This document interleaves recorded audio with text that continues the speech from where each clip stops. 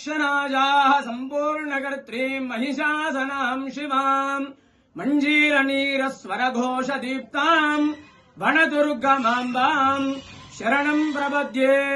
ఏడుపాయల వనదుర్గా భవానీ దేవస్థానం తెలంగాణ రాష్ట్రంలోనే ఎంతో ప్రసిద్ధమైనటువంటి క్షేత్రము ఏడుపాయలు.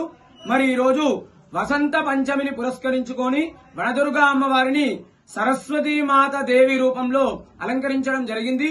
ఉదయాన్నే అమ్మవారికి విశేషమైనటువంటి అభిషేకము, తదనంతరం అమ్మవారికి సహస్రనామ కుంకుమార్చన, అదేవిధంగా వనదుర్గా అమ్మవారు సరస్వతీదేవి రూపంలో భక్తులకు దర్శనమిస్తుంది.